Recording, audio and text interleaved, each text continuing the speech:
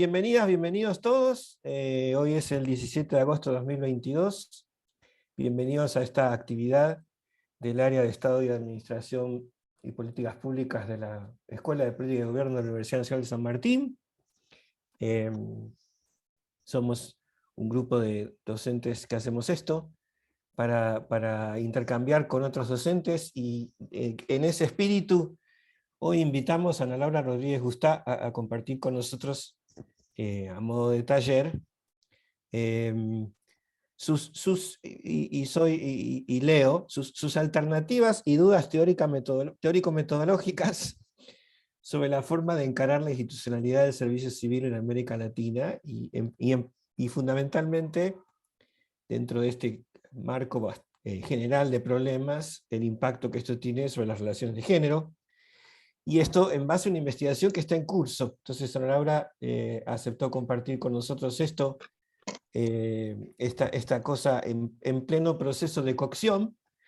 Les voy a dejar que ella lo explique mejor. Solo me gustaría señalar que el objetivo que tiene su investigación es examinar el conjunto de regulaciones que tratan de garantizar igualdad de género en las carreras del personal, los recursos humanos del sector público nacional de Argentina, Colombia y México, y Ana Laura se propone encontrar en esas regulaciones regímenes de género del empleo público, como las denomina, y se propone, al menos provisoriamente, o al menos se proponía cuando discutimos de organizar esta reunión, y hoy nos va a decir si se sigue proponiendo lo mismo, no, más o menos,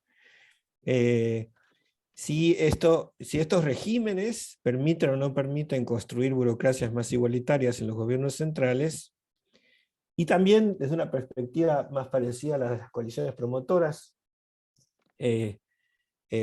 si las feministas en el Estado, que Ana Laura llama femócratas, tuvieron acciones, ¿qué hicieron, ¿no? para afectar estos regímenes y para cambiar la institucionalidad de los países en que les toca estar.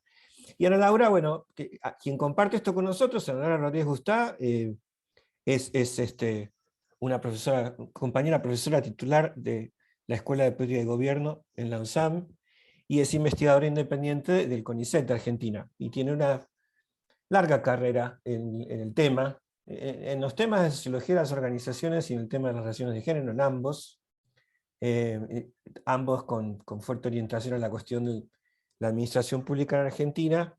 Es socióloga de origen de la Universidad de la República en Uruguay y tiene sus posgrados en el Rensselaer Polytechnic Institute de Nueva York y en la Universidad de Notre Dame, también en Estados Unidos. Y tenemos el gusto de que nos acompañe para comentar las reflexiones de Ana Laura, otra compañera muy apreciada, Mercedes Iacoviello. Mercedes también tiene una larga trayectoria en investigación, en particular la cuestión del empleo en el sector público. Es investigadora visitante del Centro de Estudios de Estado y del CEDES, el Centro de Estudios de Estado y Sociedades. Es una consultora muy reconocida en varios países en cuestiones de gestión de recursos humanos. Trabaja en muchas universidades de Argentina y de la región, y además en la escuela del CLAD, la Escuela Iberoamericana del CLAD, y de formación original es economista y bachiller en Derecho de la UBA, magíster en Gestión de Recursos Humanos de la Universidad de Illinois, en Estados Unidos, y es administradora gubernamental del viejo y glorioso programa de administradores gubernamentales del Instituto Nacional de Administración Pública de Argentina. Otro de los programas que intentó, no digo con qué impacto, transformar las relaciones de la administración del sector público en nuestro país. Así que estamos en manos de personas que saben de qué hablan y cuyas reflexiones nos pueden resultar de interés prácticamente en cualquier circunstancia. Muchas gracias por compartirlo y muchas gracias por compartir eso, Ana Laura. Muchas gracias por aceptar comentar, Mercedes, y muchas gracias por organizar casi todo esto, que yo solamente estoy poniéndole un brochecito adicional, que mi colega y querido profesor Carlos Acuña Y muchas gracias, Fernando, por aceptar muy gentilmente acompañarnos en la organización de la actividad de hoy. Yo, por mi lado, sin más, te paso la palabra a Ana Laura para que comiences cuando quieras.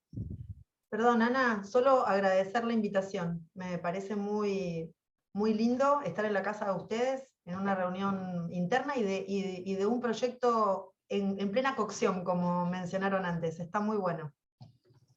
Sí, y me olvidaba de decir cuál va a ser la mecánica para que todos estén al tanto. Sí, debería haber hablado de la mecánica. Le vamos a dar a Ana Laura todo el tiempo que necesite, pero pensamos, discutiendo con ella, que esto va a ser entre 20 y 30 minutos. Luego le vamos a pasar la palabra a Mercedes para acá los comentarios que desee, y después abrimos la discusión a que todo el mundo agregue comentarios o haga las preguntas que le guste hacer. Todas serán bienvenidas. Ahora sí, adelante, Ana Laura, todo tuyo.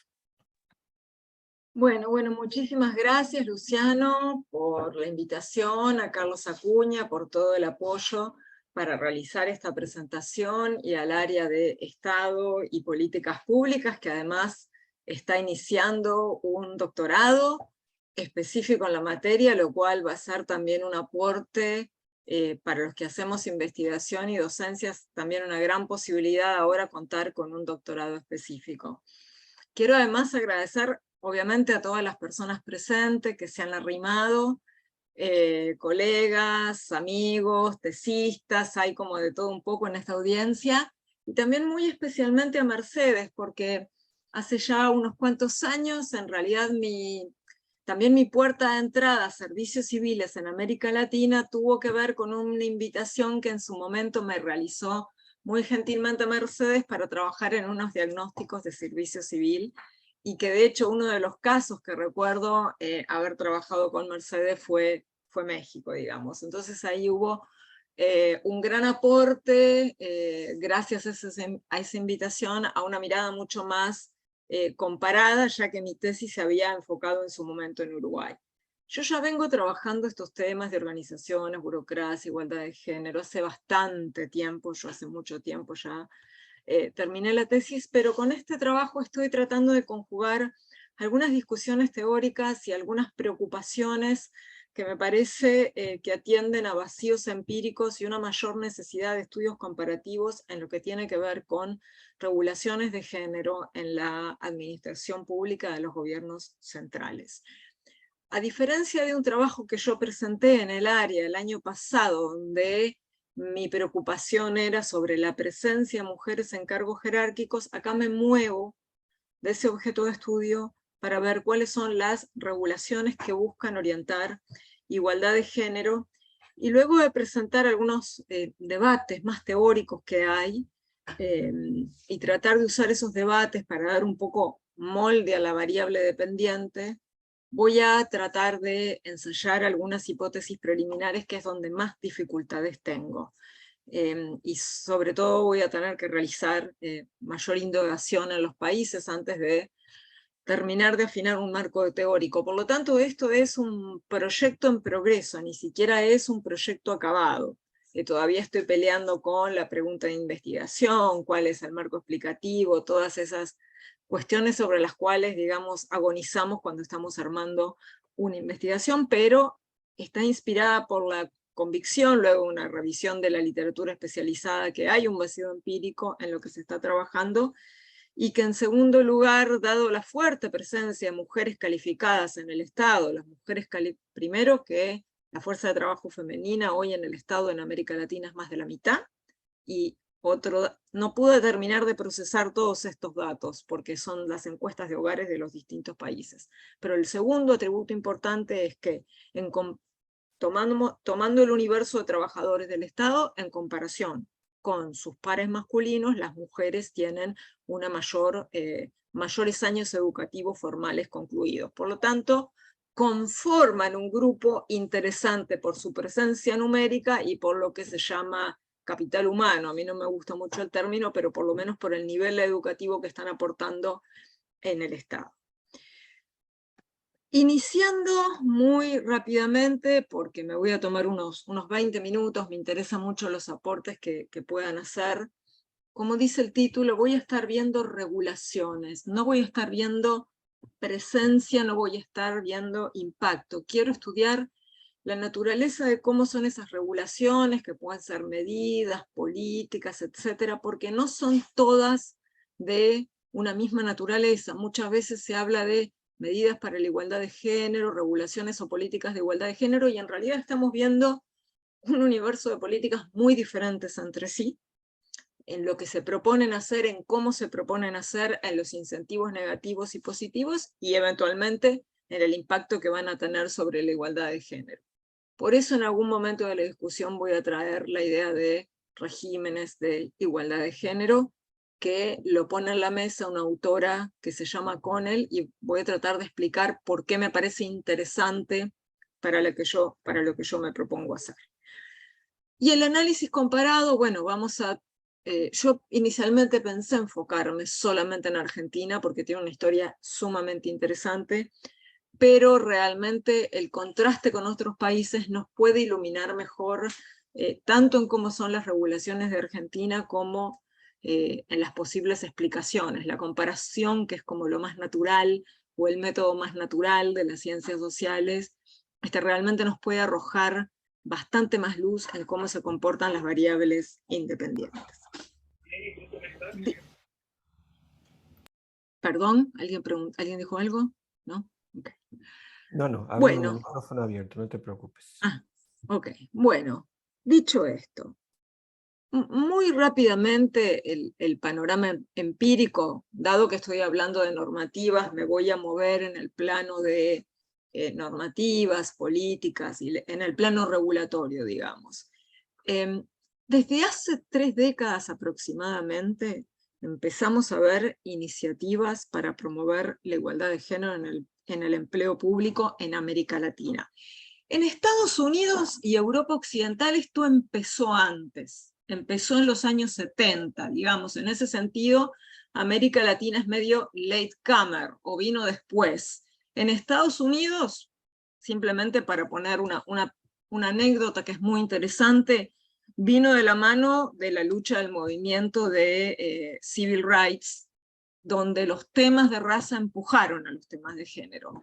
En América Latina los temas de género entraron por sí mismos, y desde entonces uno, cuando revisa la normativa de los países, hay distintos grados, distintas medidas, más o menos amplias, algunas son leyes, otras son simplemente programas, pero para empujar formas de igualdad de género. Hacia fines del año 2021, como para traernos en la actualidad, una rápida revisión que hice a las leyes de servicio civil de la región, sobre todo las más recientes, tienen alguna cláusula en algún artículo que habla de igualdad de trato y no discriminación por género, y nombrará seguramente, como lo hace el Convenio Colectivo de Argentina, igualdad de trato y no discriminación por género, por religión, por raza, etc. Pero muy claramente en estas normativas a fines del 2021 está, o se institucionalizó, digamos, una cláusula o algún artículo que aborda explícitamente la no discriminación por razones de género. Esto nos tiene que llamar la atención, y de alguna manera sí, porque implica reconocer, es un reconocimiento explícito, digamos, de la necesidad de reforzar esta manifestación, o esta posible manifestación de desigualdad. Acá el CLAD, que bueno, Mercedes obviamente ha trabajado mucho más con el CLAD que yo, y lo conoce más de cerca, y todas las cartas que ha emitido el CLAD, que es el Centro Latino, siempre me sale mal el nombre, el Centro Latinoamericano para la Administración y Reforma del Estado, que lo que tiene interesante es que reúne las oficinas de los países, o sea, es un órgano con cierta oficialidad, digamos. En el año 2018 tiene una carta de ética e integridad en la función pública, donde aparece muy claramente la no discriminación por razones de género, y de hecho, las leyes de servicio civil más recientes que yo estuve leyendo y repasando, adoptan casi como taxativamente ese articulado que propone la Carta del CLAD del 2018. O sea que también, más allá de las evoluciones internas de los países, ha habido cierto efecto de discusión, o está en la mesa de debate del CLAD que influye, o es fuente de inspiración, de intercambio de ideas en los servicios civiles de los países. Eso ha estado presente.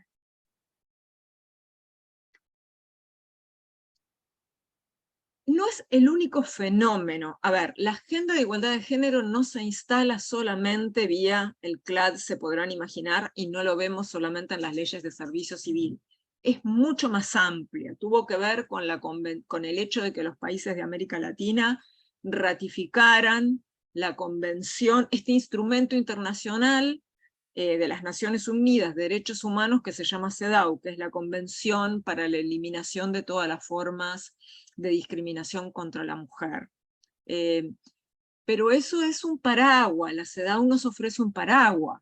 Luego, cuando empezamos a afinar, tener regulaciones y cláusulas de igualdad de género para el servicio civil, implica tamizajes mucho más finos, donde tenemos que tener otros actores, otras agendas más sectoriales, y otras coaliciones que lo muevan para el ámbito, digamos, que pongan esto como parte de los recursos humanos del Estado. Por eso me pareció importante acá recuperar un rol que comenzó a tener el CLAD, ya que al año 2004 no había nada que tuviera que ver con temas de género en el CLAD. Hoy, si uno revisa incluso la producción, está como mucho más abundante. Sin embargo, a pesar de que tenemos que hay un fenómeno empírico que se empezó a mover, tenemos que la investigación está un poco más atrás porque los intereses han estado puestos en otros lados, o en las políticas públicas de género que el Estado impulsa hacia afuera, digamos, o en otros fenómenos que tienen que ver con la desigualdad de género. Y esto se aplica tanto a las investigaciones que buscan identificar presencia de las mujeres en el Estado. Por supuesto que tenemos excepciones, estoy pensando acá en algunas producciones de Mariana Chudnovsky, pero realmente contamos estas producciones con, juntaré los dedos de las dos manos y no sé si llego, digamos. Y también tenemos algunas, una fuerte ausencia de estudios comparativos de las regulaciones, normativas, políticas públicas sectoriales y medidas específicas que buscan garantizar la igualdad de género y la no discriminación en el empleo público nacional. De alguna forma acá la agenda también se la llevó las innovaciones que tienen que ver con la presencia de las mujeres en la política, porque bueno, hubo leyes de cuota, hubo leyes de paridad, pero ha quedado como rezagado investigar un poco más qué pasa en las administraciones públicas, por lo menos la de los niveles centrales. Y esto un poco era lo que destacaba, que este vacío empírico llama la atención. Sobre todo yo había estado repasando unos números de un libro que puso Valverde y otra gente en el BID, que tenía que ver con las porciones del 41%, por ejemplo, el año 2014, de los ingresos tributarios del Estado se destinan a remuneraciones del empleo público. Por lo tanto, bueno, hay algunos números que nos hacen muy importante prestar atención al empleo público y cómo se reproducen o se amortiguan las desigualdades de género. La mayor parte, al revisar las investigaciones que se han producido en ciencia política, ciencia social, sociología, ciencias sociales en general, nos sigue mostrando una amplia concentración de investigaciones sobre desigualdades de género en servicios civiles de Estados Unidos y de Europa, más que uno puede ver también los países del postsocialismo, que también, sobre todo Europa Occidental y Estados Unidos, como dijo, vinieron con medidas más tempranas. Pero digamos que la investigación se genera en esos contextos. Y aquí también tenemos independientemente de que resultan muy útiles los marcos teóricos generados en esos contextos, la configuración y consolidación de los servicios civiles y del empleo público nacional en general en esos contextos es muy difícil al latinoamericano.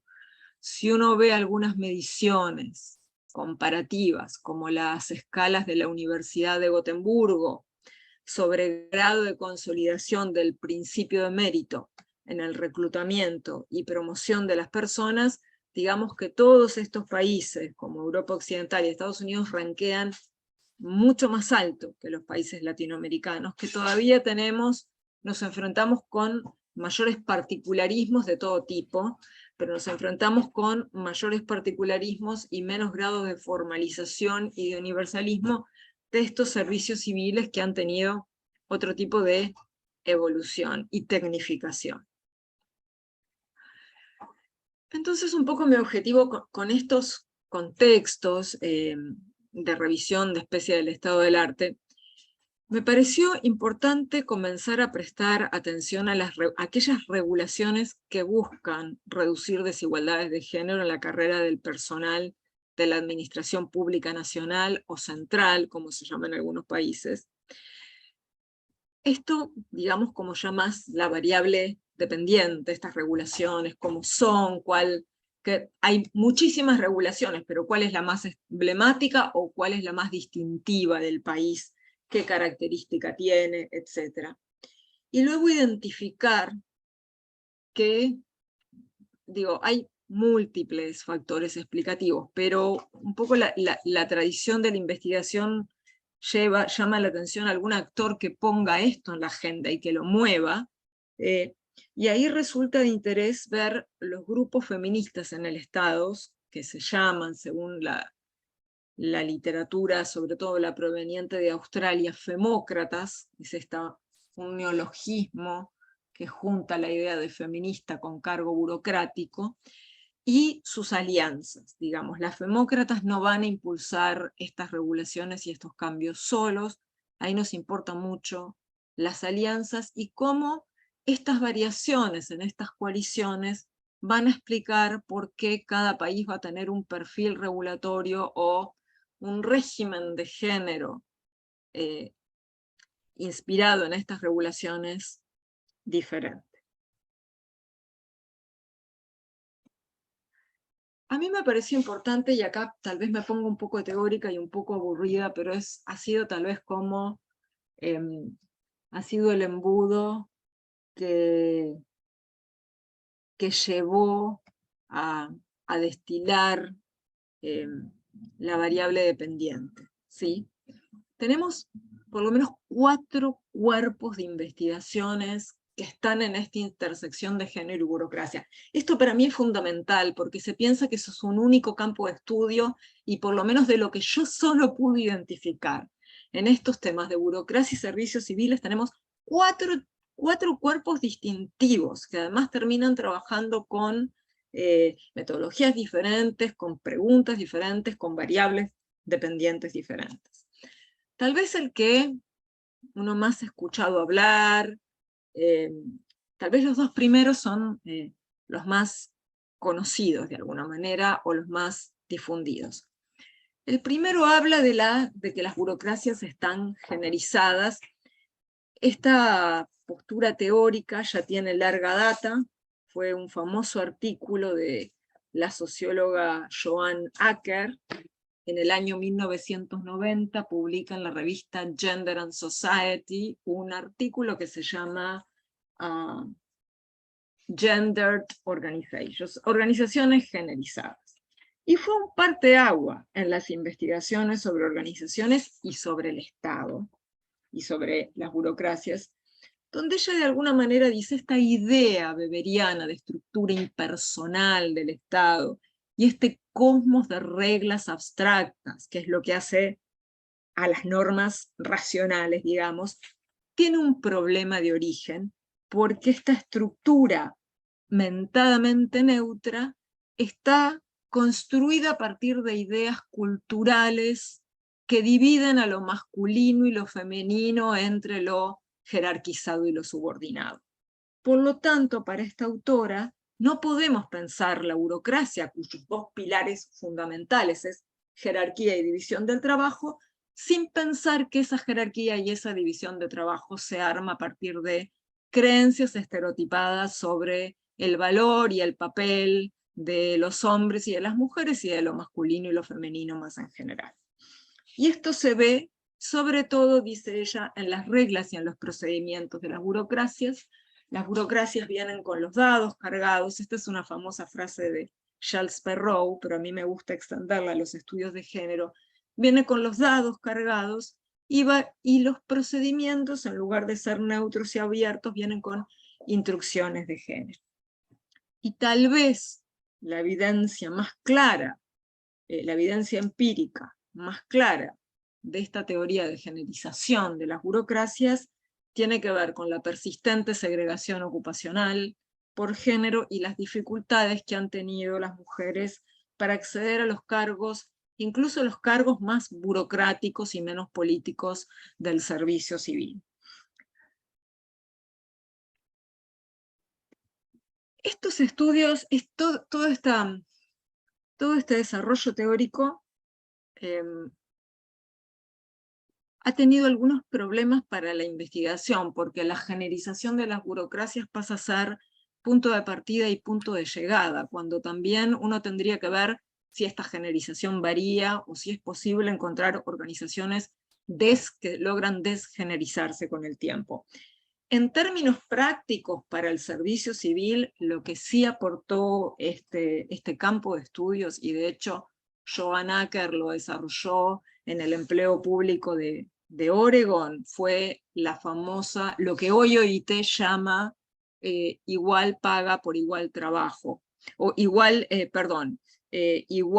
paga por trabajo de igual valor, que fue los famosos estudios de comparable worth, sobre los que voy a volver más adelante. O sea que si bien tal vez en algunos aspectos es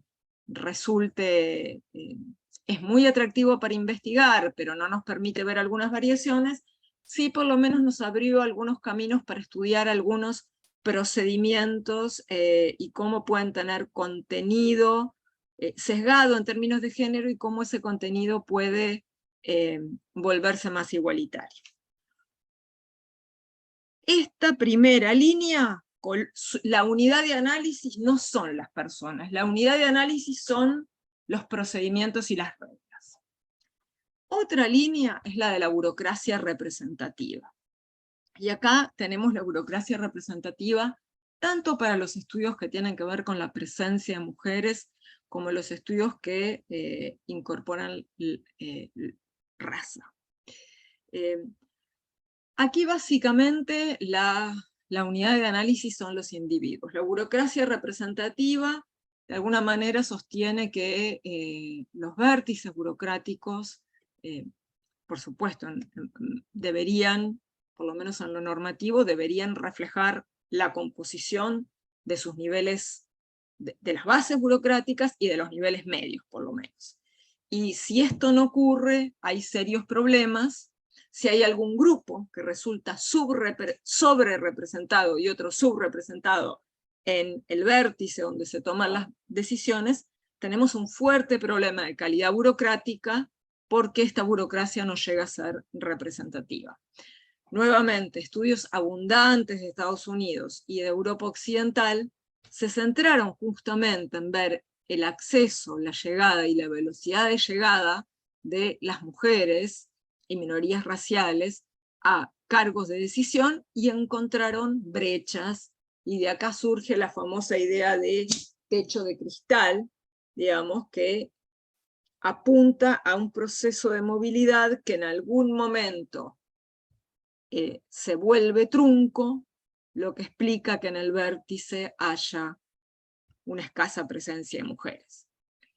Algo muy interesante de la burocracia representativa es el cómo se produce esta subrepresentación de mujeres en el vértice. Este techo de cristal es que la movilidad es en la misma proporción que los hombres, y de pronto se llega al eslabón intermedio y ahí no entran, o si es fruto de una acumulación de desventajas a lo largo de la pirámide burocrática. Y ahí hay, digamos, la evidencia empírica se divide para uno y otro lado, pero nos sirve para entender, digamos, que puede haber dinámicas que ya sea filtren casi llegando al tope, o que vayan filtrando y creen una acumulación de desventajas. Nos llama la atención a esas barreras que pueden ser discretas o pueden ser barreras continuas y por lo tanto acumulativas. Otro cuerpo de literatura ya se posiciona en cómo cambiamos esto.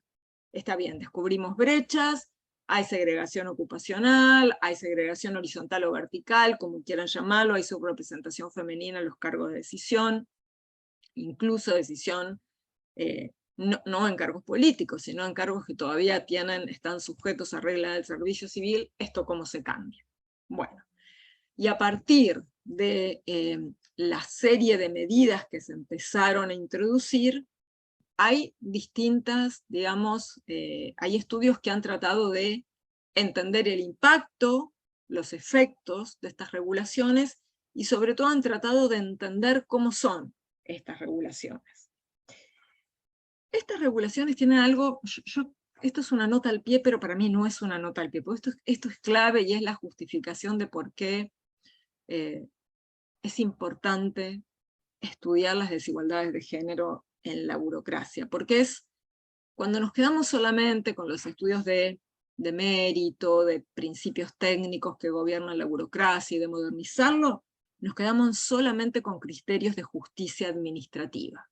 Que es correcto, que nadie disputaría el criterio de justicia administrativa. Lo que agregan los estudios de las desigualdades de género, raciales, son los criterios de justicia social, digamos. Hay criterios de mérito, que son los criterios que garantiza la justicia administrativa, pero hay criterios de merecimiento, que son criterios de justicia social, de justamente cómo apoyar y promover a aquellos grupos que por una serie de razones estructurales y culturales ya entran y corren en desventaja en las estructuras burocráticas, y que las estructuras burocráticas no logran tener un plano de juego igualitario. Entonces de ahí es que entran estas regulaciones para promover la igualdad de género. Por eso, y tiene que ver también con agregar un criterio de justicia social al criterio de justicia administrativa. Estos estudios han trabajado mucho con esta lógica de cómo son ven estas regulaciones como incentivos, que sí, que son incentivos que pueden ser soft o que pueden ser hard, suaves o duros.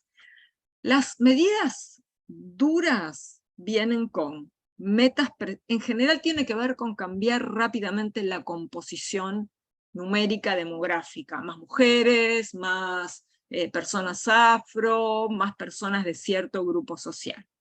O sea, busca ver resultados rápidos a nivel individual y se caracterizan por establecer metas muy precisas de cumplimiento. A tal año necesitamos tantas mujeres o tantas personas afros, y en general son medidas de carácter obligatorio y coercitiva más que medidas voluntarias. Es decir, si las organizaciones no las adoptan, tienen algún tipo de penalización o quedan excluidas de cierto tipo de premio.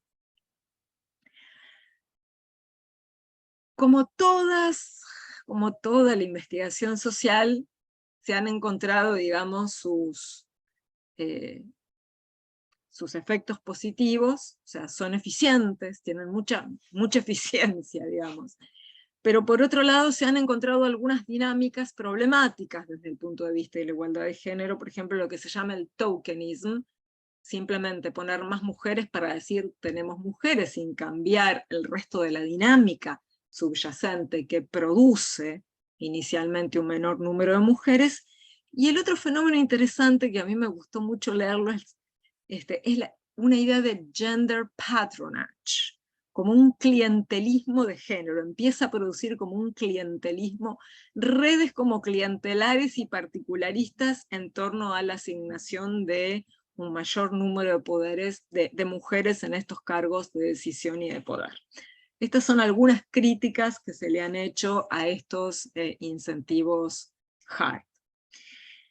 Por otro lado están los incentivos más soft, más blandos, que apuntan a algunas, que acá nuevamente el ámbito el nivel de incidencia de estas regulaciones no es el individual, sino que estamos a nivel de unidades de trabajo que son organizacionales, la cultura, el clima organizacional. Y apuntan a esa transformación, bajo el supuesto de que la cultura o el clima crean los sesgos que producen las desigualdades de género y de otro tipo. Algunos de los instrumentos propios de estas regulaciones soft son los famosos, la sensibilización, la capacitación, etc. Por supuesto que estos son esquemas muy generales. Yo creo que Argentina hoy tiene una medida, que es la ley Micaela, que es capacitación obligatoria para la totalidad de funcionarios públicos, que estaría muy difícil clasificarla, porque no es hard y tampoco es soft, es un poco de ambas cosas, porque sensibiliza, pero también es de carácter obligatorio. Entonces, digamos, son esquemas de trabajo. Después la realidad puede ser un poco más híbrida. Pero bueno, estas medidas más regulatorias, más soft, que quieren tener como una proyección de transformación más general y que han sido especialmente bienvenidas por el movimiento social feminista y por las ONGs, que usualmente han sido los actores contratados para dictar estas sensibilizaciones y capacitaciones, han tenido la crítica de que han quedado atrapadas excesivamente en los procesos de formación, sensibilización y capacitación, y que los resultados han sido mucho menos tangibles.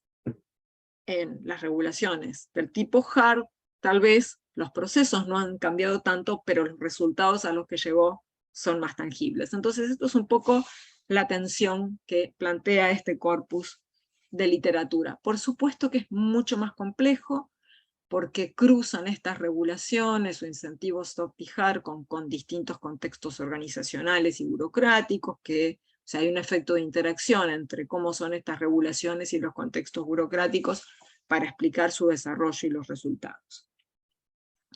Y finalmente, hay una autora que se llama Connell, que es una autora australiana que viene trabajando hace mucho tiempo los temas de igualdad de género en el Estado, en la burocracia, en Australia, y realmente se encontró, nos introduce a otra idea diferente, que es la idea de los regímenes burocráticos de género, digamos, porque que es un esquema multidimensional, como las dimensiones, como las desigualdades de género se producen a través de múltiples dimensiones, y en general las regulaciones también abarcan algunas de estas dimensiones, tenemos que hablar de regímenes burocráticos de género, que es lo que utiliza para caracterizar las políticas públicas en algunos estudios de caso de organizaciones del Estado en Australia. Y acá es donde yo voy a tratar con esta autora, voy a tratar de dialogar, digamos, en mi estudio, para buscar a través de algunas de estas dimensiones caracterizar las regulaciones de los países que a mí eventualmente me gustaría comparar.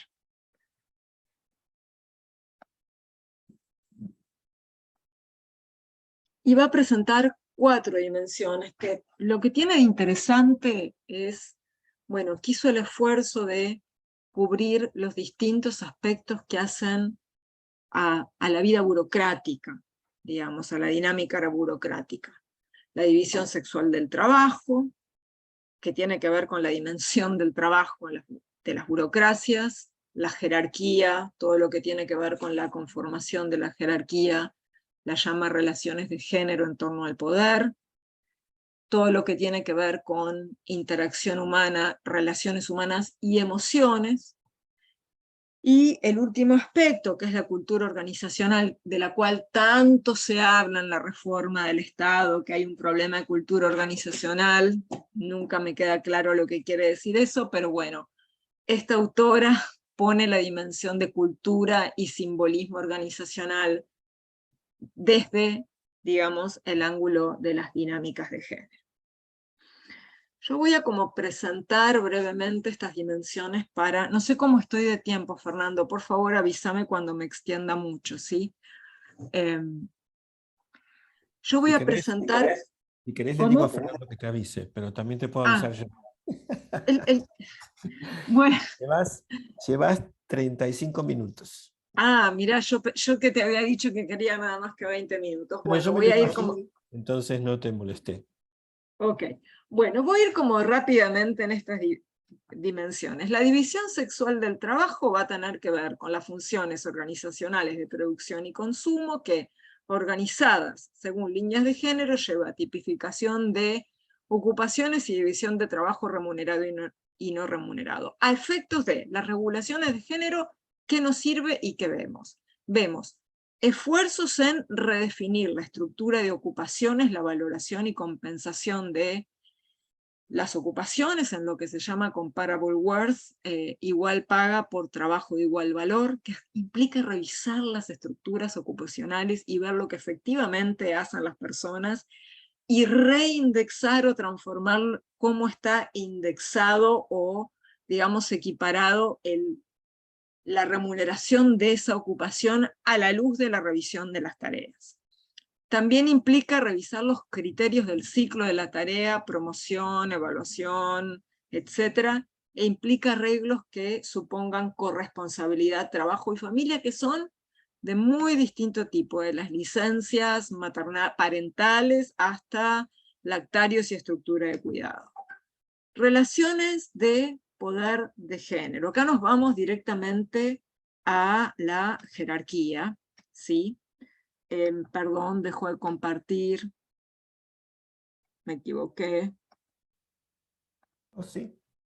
Ok, Perdón, que no querías dejar de compartir, ahora la estamos viendo otra vez. ok. Apreté mal un botón. Que tiene que ver con, justamente, como hace la conformación de la jerarquía, tiene que ver con medidas de acceso a altos cargos que van desde cuotas hasta metas numéricas, hasta algo que me parece súper innovador, que quienes toman las decisiones, gerencia o políticos, tienen que rendir cuenta de por qué promovieron o por qué designaron, en términos de género, a quienes designaron en los cargos de autoridad. Respecto a la cultura, la emoción y las relaciones humanas, acá tiene que ver con las relaciones de apego y conflicto entre grupos y personas, que sabemos que cuando lo examinamos desde los lentes de género tenemos grupos de solidaridad y tenemos una serie de prejuicios, incluyendo acoso y hostigamiento. Esto es más familiar para nosotros, porque acá vemos en las regulaciones los protocolos para erradicar el acoso sexual laboral, los protocolos de buen trabajo, o incluso más modernamente, los protocolos contra el acoso moral laboral. Y, perdón, me salté una, la cultura institucional y el simbolismo de género, que también nos es más familiar, que tiene que ver con las identidades, el lenguaje y el símbolo de las organizaciones que reflejan actitudes y creencias respecto del valor de mujeres y hombres. Y las regulaciones que buscan revertir desigualdades en esta dimensión tienen que ver con comunicaciones y lenguaje inclusivo de género, con programas de promoción de clima laboral respetuoso, y las famosas, que no se ven en América Latina, pero que se ven en otros contextos, las redes de sponsorship. Digamos, quienes ocupan, los grupos dominantes, léase varones u hombres blancos, que ocupan cargos con mayor poder decisorio, arman redes, apoyan y promueven a quienes pertenecen no solamente a ocupaciones de menor jerarquía, sino que también a grupos considerados subalternos, como mujeres, personas de raza negra, etc. Si ahora tenemos que ver las regulaciones más emblemáticas de los tres países, en realidad a los tres países llego porque encontré regulaciones emblemáticas de cada dimensión. Argentina no es que llegue a los países y después veo la regulación, fue al revés. Bueno, dadas estas dimensiones, ¿qué encuentro emblemático en la región que me represente esa dimensión? ¿Sí? Encontré que Argentina realmente en lo que es la división laboral de género ha hecho avances regulatorios emblemáticos, ahora me voy a detallar en eso, por eso me interesa como caso. Colombia también ha hecho avances en las relaciones de poder de género, es el único país de América Latina que tiene cuotas de género para los cargos de la burocracia del servicio civil, digamos. Y México se destaca porque en la dimensión de cultura institucional y simbolismo de género tiene programas de transformación de la cultura institucional de larga data ya. Entonces como encontré una regulación muy significativa o representativa de cada dimensión, llegué a estos casos. Rápidamente Argentina, ¿sí? Que es muy, y que se destaca tal vez con Uruguay, pero incluso más que Uruguay, en lo que es buscar regulaciones que transformen la división sexual del trabajo en el empleo público, tiene un largo recorrido. Tiene un largo recorrido que uno ya lo puede ver escrito en el primer convenio colectivo de 1999, obviamente en el segundo, convenio colectivo con la Administración Pública Nacional, como convenio colectivo firmado por los sindicatos, y las recientes modificaciones. Algunos ejemplos que apuntan a remover estas divisiones sexuales del trabajo y crear mayor igualdad de género es la conformación de tribunales de selección con al menos 30% de personas de un mismo sexo, lo que es más conocido para todos porque es más reciente, el cupo laboral para personas trans, la Comisión de Igualdad de Oportunidades y Trato, que a su vez depende del Ministerio de Trabajo, y una serie de beneficios de leyes de licencias maternales y por paternidad. Ahí está un poco la normativa donde uno puede mapear estas regulaciones. Colombia. Colombia, repito, es emblemática en lo que tiene que ver con las relaciones de género y en el poder, tiene medidas explícitas para ubicar a mujeres en una ley de cuota del 30% para mujeres en altos cargos de autoridad en la administración pública nacional. Es el único país de América Latina con esta ley, es una ley vieja del año 2000, y todos los años Función Pública, que es la Oficina de Servicio Civil, entrega un informe de cumplimiento, que además se puede encontrar en la web, al Congreso para mostrar qué organizaciones informan, si se cumple y no se cumple, y ahora la meta es moverse a la paridad. México. México, como dije, busca transformar la cultura y el clima laboral y tiene, ahí está en la tercera viñeta, un programa de cultura institucional para realizar evaluaciones de igualdad de género y cuánto han avanzado en igualdad de género todas las instituciones públicas, particularmente la administración federal, la administración pública federal. Esto se inscribe dentro de programas nacionales para la igualdad y la no discriminación, que son de larga data, ahí puse el más reciente. Tiene a su vez una ley nacional de igualdad de género que blinda, digamos, estas innovaciones, y hay otras normas, como la norma mexicana que certifica a las organizaciones de la administración federal en igualdad laboral y no discriminación, hay un manual de buenas prácticas para fomentar la cultura de igualdad de género, y la propia Secretaría de Función Pública introdujo una unidad de género con disposiciones desde el año 2018 para trabajar en cultura institucional con perspectiva de género. Es decir, cada país tiene como una singularidad que lo distingue y que apunta a cada una de estas dimensiones. El tema es, hay regulaciones de igualdad de género en los tres, pero son muy distintas. Entonces, ¿qué explica? Acá estuve como tratando de pensar, voy a tener que estudiar más de los países además, ¿qué explica, qué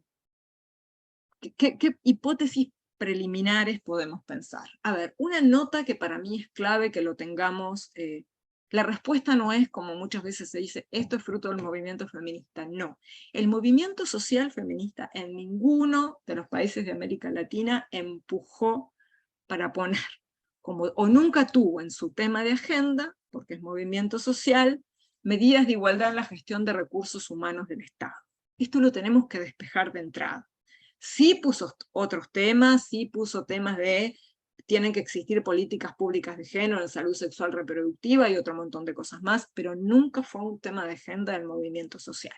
Por eso es que nos movemos a las demócratas. Es el otro actor, dado que este está ausente, ¿cuál es el actor interno que movió esta agenda? Son mujeres en cargos burocráticos, en altos cargos burocráticos, femócratas, y también las mujeres políticas, porque hay una suerte de puerta giratoria entre estar en cargos de elección legislativa y cargos de designación estatal. Por eso siempre las mujeres políticas acá acompañan a las femócratas, pero el resto de las alianzas van variando, porque yo creo que quienes son femócratas también va a ser un poquito distinto en cada país. En Argentina hay algo que es claro y que parte las aguas respecto a los otros dos países, que el sector público tiene sindicatos y tiene convenios colectivos. El otro país que puedo pensar que se comporta igual que Argentina en esto es Uruguay, porque Brasil ya es distinto y Chile también, ¿sí?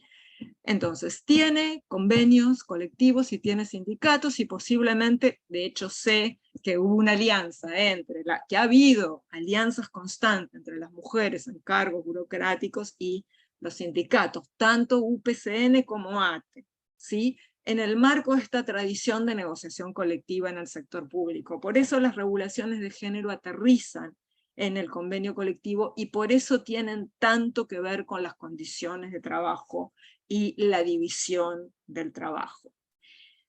En Colombia también movieron esta cuota en los altos cargos, mujeres en cargos de dirección ejecutiva y mujeres políticas, pero leyendo algunos estudios sobre Colombia y quienes ocupan estos cargos, que son las que acceden por estas cuotas, que son mujeres de élite altamente educadas, incluso en universidades del exterior, aquí posiblemente se haya producido una alianza intraclase, digamos, al interior de las clases más educadas, más dominantes, etcétera, que habría que ver, que todavía tengo un poco en la oscuridad de cómo se produjo esa alianza intraclase para promover esta cuota de género en los cargos de decisión. Y México es un caso todo esto es a nivel preliminar, ¿sí? México es un caso muy interesante, porque todos estos cambios de programas de cultura, la ley de igualdad de género, el primer programa de igualdad, etcétera, se empiezan a mover cuando paradójicamente llega el PAN al Ejecutivo Nacional,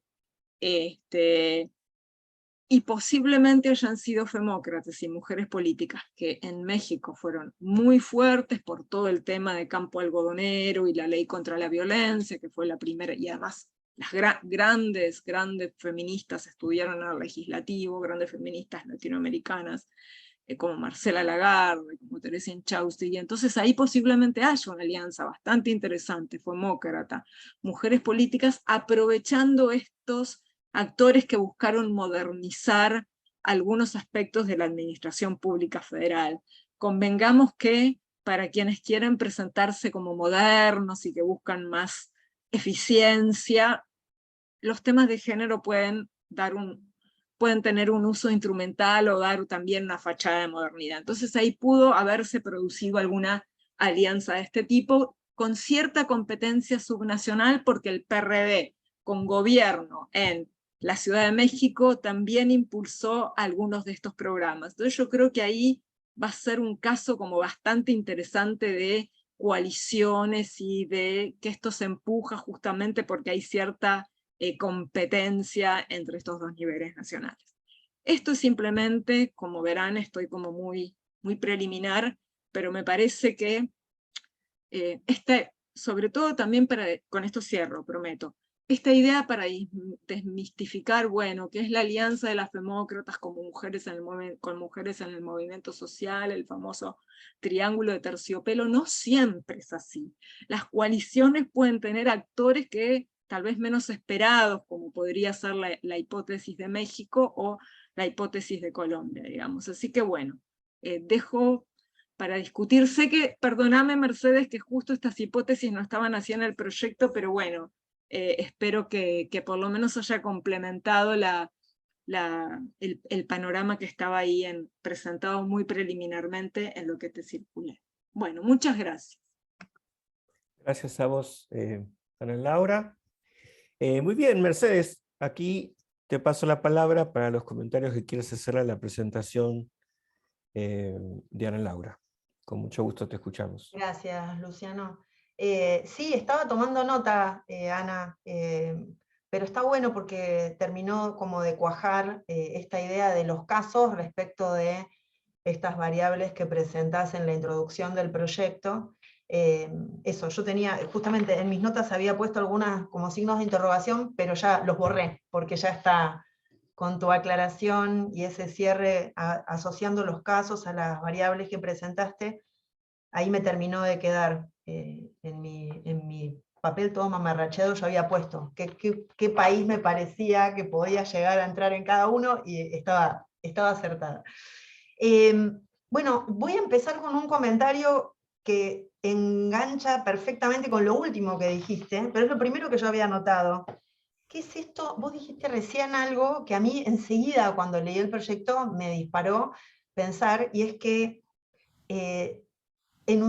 solamente enunciar un programa de este tipo es buena onda respecto de la sociedad, ¿no?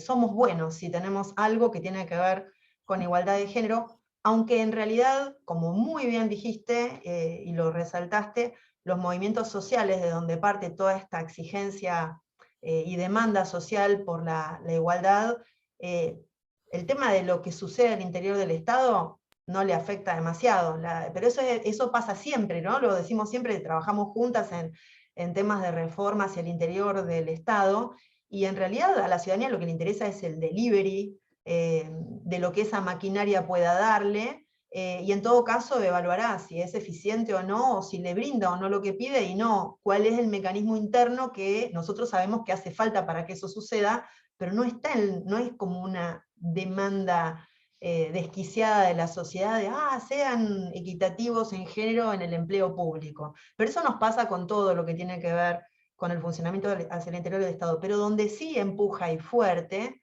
es en la tracción, en traccionar estas iniciativas desde los estados en la región, por tener esta imagen. La realidad es esa, el incentivo principal es: no podemos cargar con un letrero de Estado machista, tenemos que hacer algo. Y hacer algo, la buena noticia es que en la región, como bien señalaste, no son solo normas de saludo a la bandera, son intenciones realmente de instalar prácticas con distintas estrategias, pero se han hecho cosas, se han intentado mover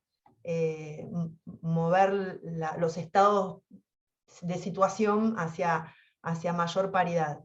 Ahora, ¿por qué yo lo puse primero que todo? Estos temas, cuando están traccionados por esta demanda social, ¿no? De la equidad y demás, como en otros temas que tienen sensibilidad social, hacen más que relevante trabajar en estos proyectos analizando con detalle qué es lo que se hizo y qué es lo que se logró en cada caso, porque estoy medio en borrador, pero me acordé cuando leía tu proyecto otros temas, por ejemplo, siempre me acuerdo de un caso que contó Mauricio Drelichman en un seminario donde estuve, que me marcó porque es muy fuerte, y es que, si no recuerdo mal, no era en India, creo que era en Bangladesh, habían decidido hacer un programa en una zona muy pobre, haciendo una normativa para luchar contra el maltrato infantil. Entonces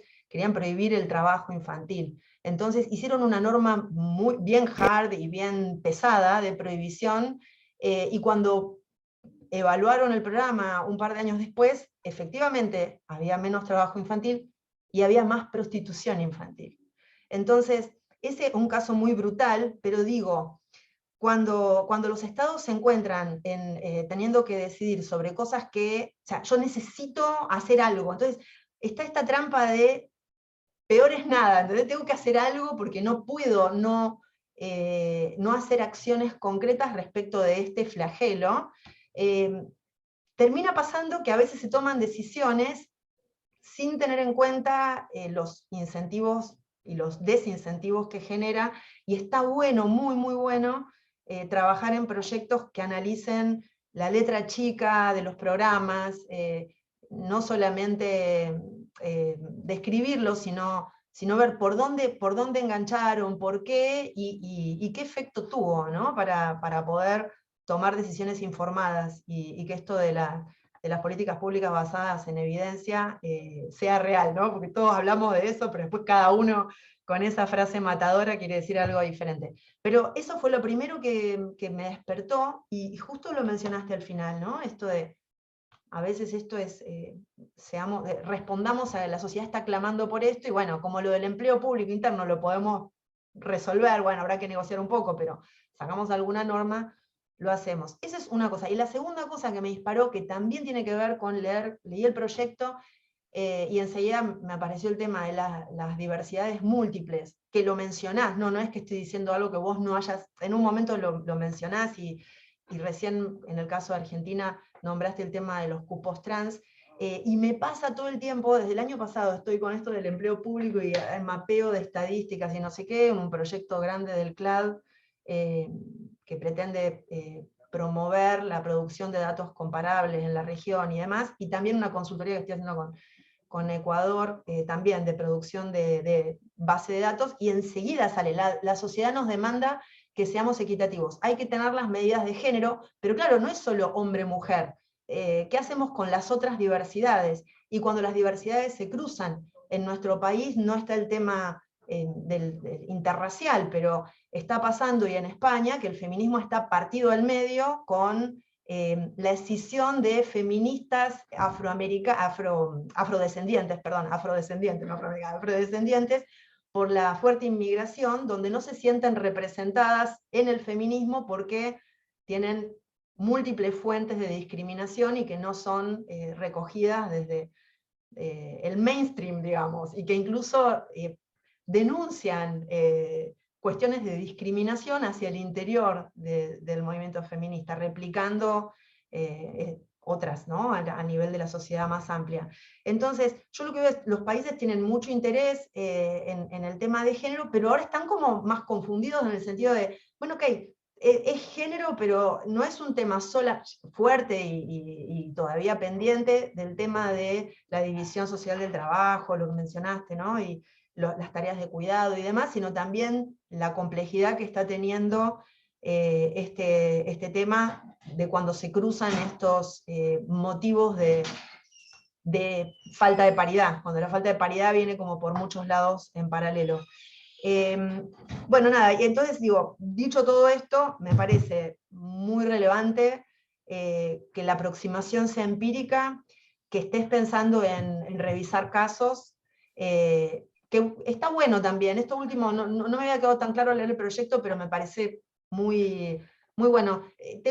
Hay esta forma de entender la diversidad de aproximaciones a esta compleja tarea de buscar la paridad, y entonces busco en la región casos emblemáticos ¿no? Yo pensé que era al revés, ¿no? Que era, bueno, tenías los casos y estabas tratando de buscar, pero está bueno hacer como muy explícito eso, que quede claro, y es válido perfectamente. Busco la manera de mapear, o sea, no mapear, ilustrar cada una de estas categorías analíticas con 3 casos emblemáticos de movidas dentro de administraciones públicas latinoamericanas que trabajan este tema.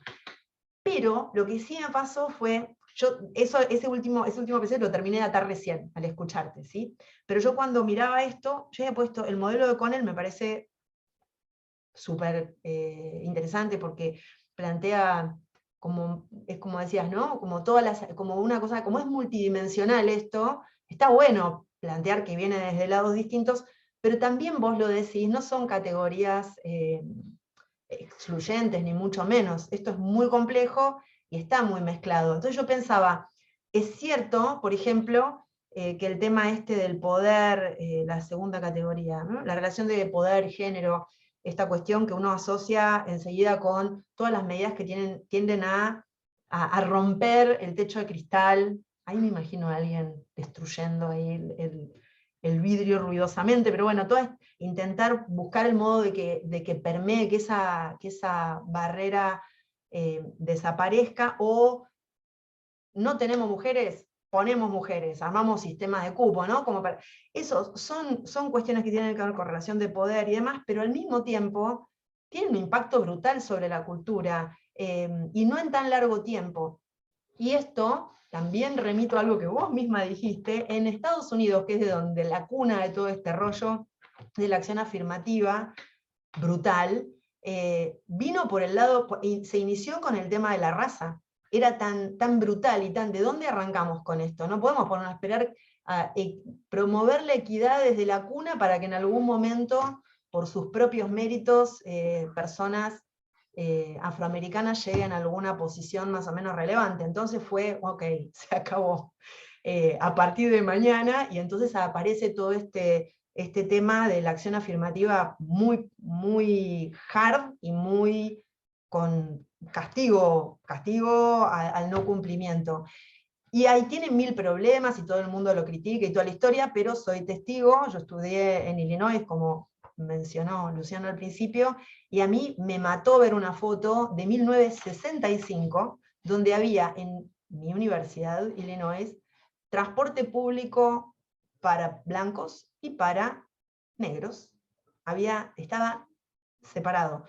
Y cuando yo estudié ahí, muchos años después, pero no tantos al final, para un cambio cultural tan brutal, había una presencia notable de personas afroamericanas en todas las carreras y en el equipo cuerpo docente y en todos lados. Entonces, ese disparador brutal de los cupos y demás, enseguida se trasladó al tema de género, y también tuvo un efecto de cambio cultural muy rápido, que está medido en un montón de estudios. De hecho, yo lo estudié, me acuerdo cuando estaba en la universidad, uno de los temas fue estudiar eso, cómo cambió, cosas tan sencillas como imponer esa representación de género en todos los cargos, en todos los puestos en las industrias, que no requirieran una distinción por un tema de trabajo de fuerza y demás. Entonces empezó a haber conductoras de ómnibus, mujeres,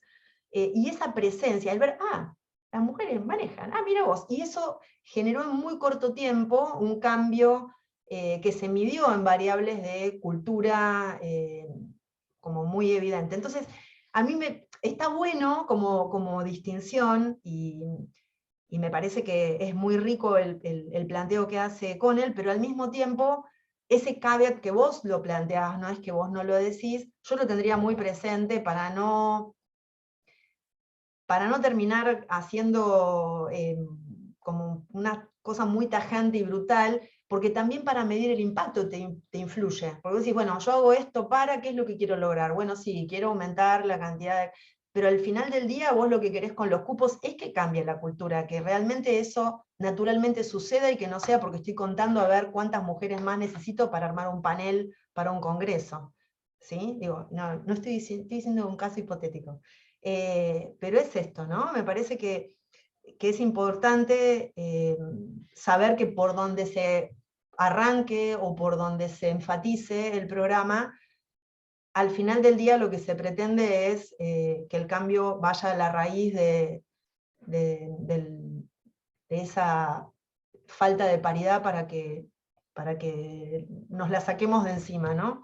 Como sociedad. Y otra cosa importante también, que vos la mencionás, creo que en la segunda, en la cuarta línea, es todo este tema del empleo público es muy importante, pero al final también lo vemos, es mucho más marcado la falta de paridad en el sector privado. Entonces, por 1000 motivos, y ojo que también tiene que ver con cuestiones sectoriales, depende de qué es lo que estás midiendo, lo vimos en las estadísticas de la región, cuando mirás a administración central, si un país es unitario y tiene todos los docentes, todo el área de salud y de educación contada, digamos, todo el área de educación tiene un sesgo fuerte de trabajo femenino. Ahí hay cosas también que hay que tener en cuenta, que vos lo nombraste, ¿no? Estos sesgos como sectoriales, que también hay que tratar de levantar. Bueno, nada, eso era básicamente lo que más me había quedado como para, que sé que lo tenés como en diseño, ¿no? Que está bueno también eso, ¿sabés? Vos te disculpabas, no sé qué, me parece que poner a conversación y a discusión algo que todavía está en elaboración, está muy bueno porque es esto, abriéndolo para seguir pensando y para seguir viendo por dónde es el mejor diseño posible. Yo dejaría acá estas mis impresiones, agregado con los comentarios estos que surgieron de lo que acabas de decir. Y una cosa más que me anoté acá, con esta cuestión de la diversidad hacia el mismo movimiento, ¿no? Hacia los feminismos, hacia los movimientos sociales y demás. Tuvimos en este ciclo que tenemos de diálogos de futuro, en Travesía a la Innovación Pública, tuvimos de invitada a Cora Ruistena, que tiene una militante feminista fuerte, pero al mismo tiempo trabaja el tema de juventud, y ella propuso como título de su charla Juventudes en plural, ¿no? Y es esto, es feminismos en plural, hoy es todo en plural, porque el mapa está tan complejizado que me parece que está bueno abrir la cabeza y buscar esto. Cuando resumís en femócrata, está bueno tener una categoría, pero ver qué significa, qué es femócrata en Argentina, qué es femócrata en Colombia y qué es femócrata en México. Sospecho que como producto de movimientos de realidades y de diversidades distintas, son también perfiles diferentes. Bueno, hasta acá me quedó medio desordenado, pero por buenos motivos, porque sumaste en la presentación. No es como cuando uno dice comentate un paper que ya está escrito, entonces uno reacciona a lo que ya está producido. Esto era un proyecto que daba claro, y en tu reelaboración de recién seguiste agregando, y seguirás seguramente, agregando aspectos y perspectivas y demás. Así que abro al resto y seguimos en interacción. Muchas gracias, Mercedes. Gracias, Mercedes. Ya hay alguien que quería hacer una pregunta o un comentario, que es María Victoria, pero abro para que otros se sumen. Si quieren levantar la mano o hacerme algún tipo de seña, por ejemplo, usando el chat, puedo tener en cuenta a quien quiera hacer uso de la palabra. A ver, hay una vuelta general. Bueno, entonces lo que hacer es pasarle la palabra a Victoria. Bienvenida, Victoria, desde Colombia. Gracias. Hola, Para Mercedes. los que quieran sumar comentarios y preguntas, les invito a avisarme vía el chat, ¿ok? Dale, Victoria. Gracias, pues, Ana Laura, muchísimas gracias. También celebrando como Mercedes que alguien, digamos, se tome el trabajo de, uno, hacer un análisis comparado, que yo creo que digamos, en términos de función pública, siempre estamos cojos de hacer análisis comparados reales. Que trabajes género, que a mí me sigue pareciendo, digamos, un déficit de lo público muy grande, digamos que las cifras lo siguen mostrando más allá de cualquier, digamos, más allá de cualquier intento, como dice Mercedes, de cualquier intento por mostrar lo contrario. A mí me parece que los datos están allí para mostrar que no la logramos. Y en el caso de Colombia, pues me encanta tu apreciación. Yo creo que estás perfectamente acertada. Me parece que así ha sido. Sin negar un poco lo que dice Mercedes, digamos, como los efectos de todas maneras de poner en el discurso y en las narrativas de lo público el género, independientemente de si sea fingido o sea solo para justificar seguir teniendo solo un 30% y pensar que con eso se cumplió. Es que eso es dramático, porque entonces es otro techo de cristal. Ese 30% es un techo de cristal, ¿sí? Y más duro que cualquier otro techo de cristal, porque es que ese es oficial, eso es una ley que te dice 30% cumpliste, ¿sí?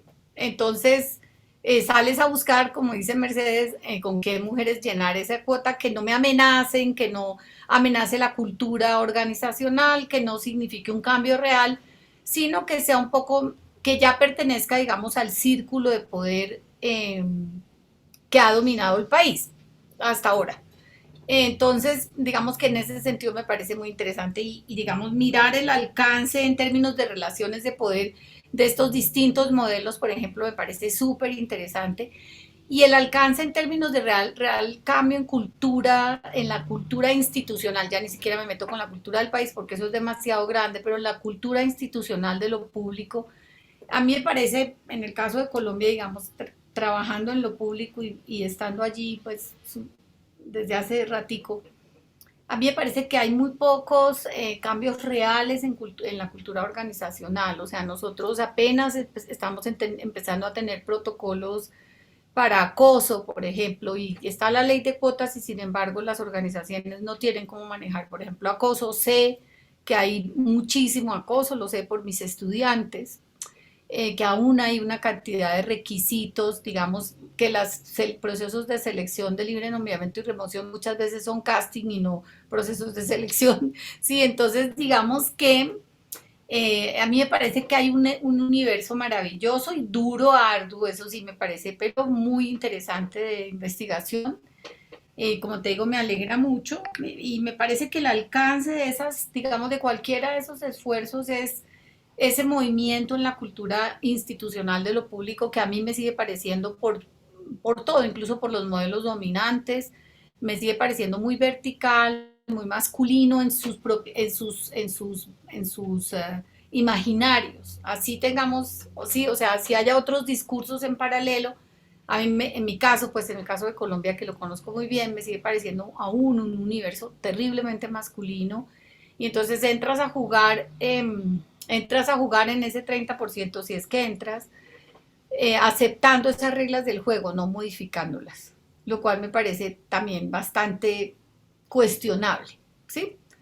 Y nada, eso era. Gracias, gracias Luciano, gracias Ana Laura y gracias Mercedes. Y gracias al resto, perdón, ya que estamos. Por unirte fielmente a nosotros en cada una de nuestras reuniones y siempre hacer participaciones muy interesantes. Muy bien. También Carlos Acuña pide la palabra para hacer comentarios o preguntas. Carlos, te escuchamos.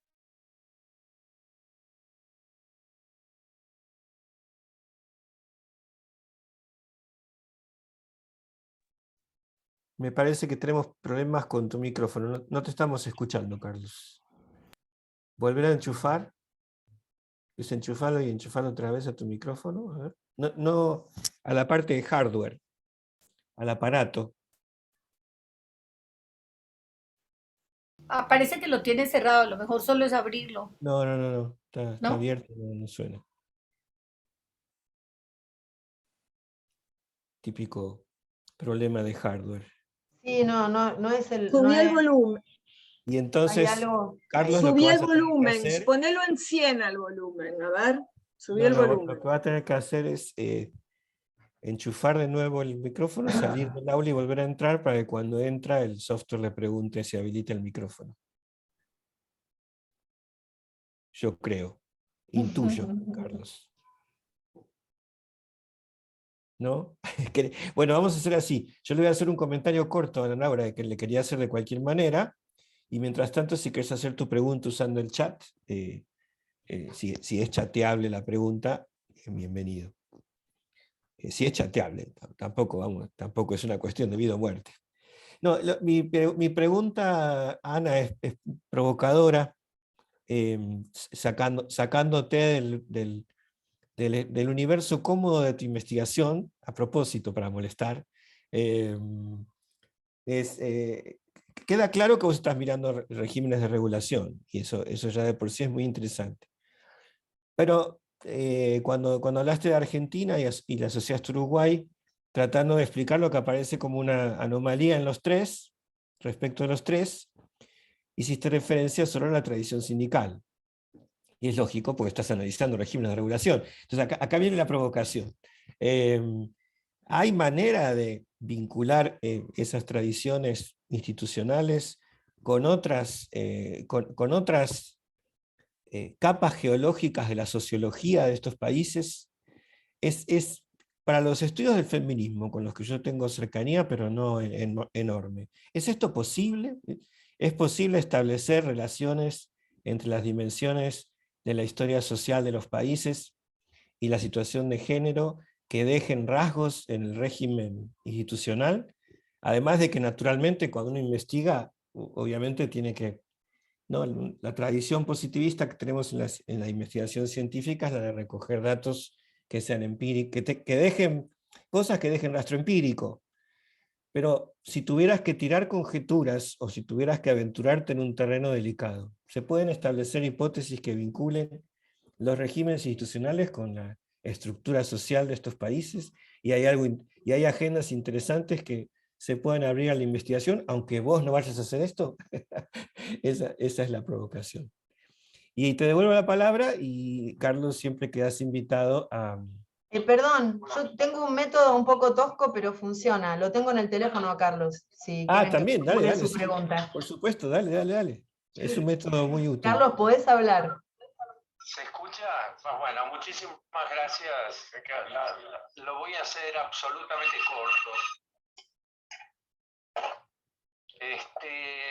Bueno, yo estaba, agradeciendo las presentaciones.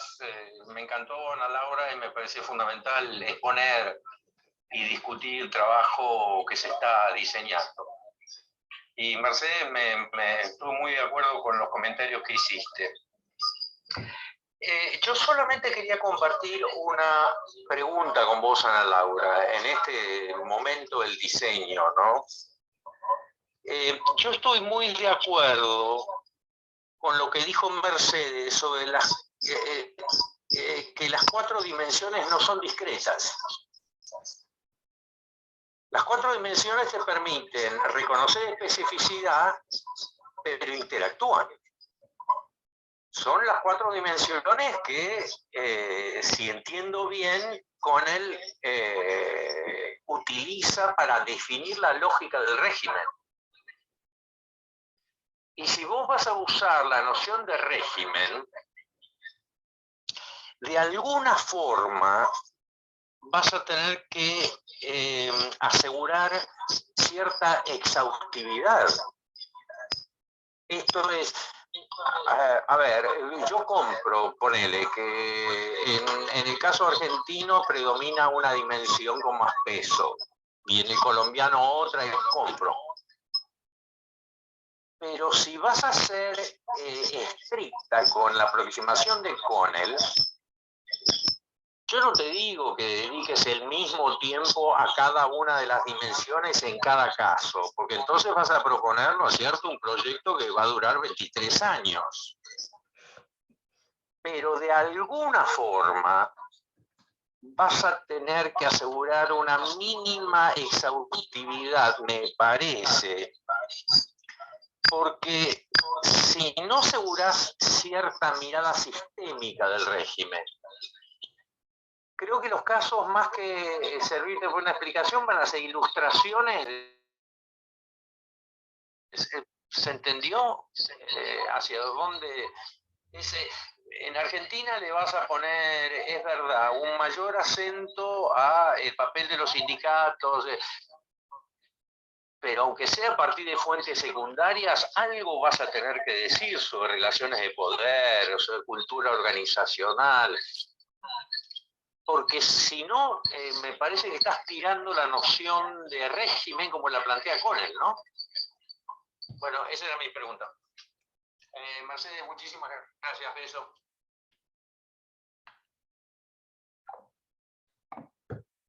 Bueno, así las cosas, te devolvemos la palabra a Ana Laura, y si alguien más quiere sumar comentarios o preguntas, les agradezco que usen el chat para avisarme.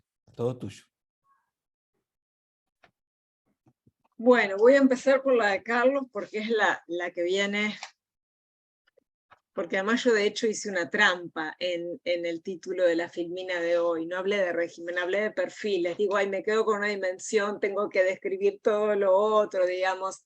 En realidad, cuando para ser justa con el esquema teórico que me va a servir para seleccionar los casos, Connell propone, hay que justamente mapear todas estas 4 dimensiones y ver si la regulación se destaca en una de ellas. Sí, no me voy a escapar. Pensé que a lo mejor hasta me escapaba de la presentación, pero no pude. El tema es que seguramente no vaya a ir con la misma exhaustividad en las otras dimensiones. O sea, se puede hacer un acercamiento descriptivo al conjunto de las 4 dimensiones para los 3 países, si efectivamente hay información secundaria además que lo permite. Y destacar ahí, o sea, y que de alguna manera además va a servir para decir, bueno, este régimen tiene como la brújula más cargada en tal dimensión. Sí. Yo había empezado a hacerme como unas tablitas, pero nada, me pareció que para la presentación iba a ser como abrumador, pero tiene que haber una descripción más amplia, porque algunas dimensiones, las dimensiones de las relaciones humanas y emociones, creo que hasta está dicho en el proyecto, los países se comportan más o menos semejantes porque antes o después ya todos más o menos tienen protocolo para reducir el acoso sexual laboral y ya hay comunalidades. Hay alguna dimensión que ni siquiera es muy problemática de hacer. Simplemente supongo que me atacó un poco la pereza para el proyecto y la presentación. Pero sí, la idea de régimen, o sea, si uno quiere utilizar ese concepto, esa herramienta teórica, estoy obligada empíricamente a dar cuenta, aunque sea descriptivamente, del resto de las dimensiones. Sí, sí. Así que la respuesta es sí, sí. Esos diálogos internos que tiene uno cuando alguien se le objetiva dar una bronca bárbara. Pero bueno, sí. La respuesta es definitivamente sí. Después, Luciano, si uno piensa en un régimen institucional y lo puede ligar con la estructura social, yo te diría que en principio un contingente no. ¿Y por qué? Porque yo creo que hay una discusión muy linda en causalidad que son las variables próximas y las variables distantes. Y cuando las variables próximas y distantes tienen mayor validez para dar cuenta de un fenómeno empírico. Yo estoy con variables una variable como empírica, que son regulaciones donde las variables próximas tienen, yo diría que hasta a priori o prima facie, mayor peso causal que las variables distantes. Seguramente si hago un rastreo, pero es que ahí seguramente me vaya más allá de estas regulaciones de género tan contemporáneas y tan de la coyuntura. Y seguramente voy a tener, o sea, no tengo la menor duda, las estructuras sociales de los países determinan las configuraciones burocráticas. ¿Por qué Argentina y Uruguay tienen abundancia de mujeres de clase media calificadas en las estructuras burocráticas que te permiten avanzar en un montón de cuestiones, digamos? Sí, yo creo que la estructura social explica varias cuestiones, pero este régimen regulatorio está como muy próximo, es como muy, no sé si el fenómeno empírico daría como para traer esas variables de estructura social. Tal vez lo que yo tengo como variable, que se me van a aparecer como variables independientes, sí van a estar ligadas a la estructura social, y ahí no me voy a escapar de lo que vos decís. A ver, el hecho de que un país habilite sindicatos y negociación colectiva tiene que ver con determinada estructura social. Y cómo esos actores juegan en esa estructura social, que no lo tiene Colombia, digamos. Entonces ahí yo creo que en mis variables independientes va a haber algo contextual de los países que voy a tener que recurrir, pero más como el antecedente a la variable pendiente. Si querés ahí, no me voy a escapar de lo tuyo, digamos.